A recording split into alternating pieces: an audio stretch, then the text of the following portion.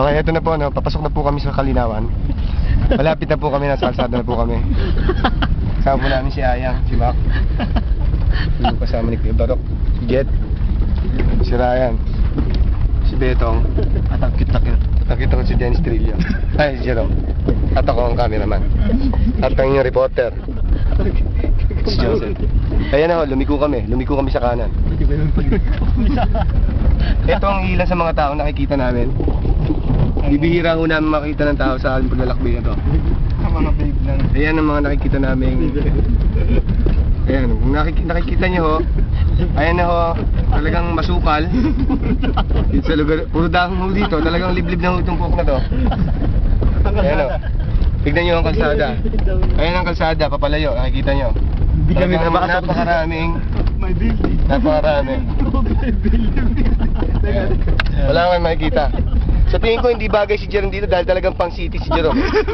Ayan ang mga Yun yung bahay. ito, may nakita ko kaming bahay. Mayroon pa dito sa kabila. May MDA. Ito ang isang bahay na nakita namin.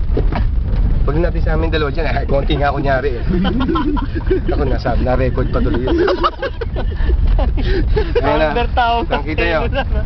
Maraming mga puno. Sa bahay. Simbahan pala. Liblin pa ako. Lupit ng simbahan, pre. Pero kakaiba ang simbahan dito, tingnan nyo. Ayan o. Isang patunay ng mga Pilipino Religyoso. ay religyoso at naniniwala sa Diyos. Kahit sa liblib na po. May nagtatang dito. Nagsusugal. Tabi mo ng simbahan. Ayan, nakikita nyo, talagang kagubatan pa rin ho ang ating nakikita. Ano ba ginagaya mo? Tanong ko na eh. Saan na to? Malapit daw po, sabi ni Kuya Barok. Saan na ba? Ayan na. Ito na, papasok na ho kami. Boom! Wala. Joke lang ho yun, mga ano. Niloko mo kami, chef. Hindi naka-record.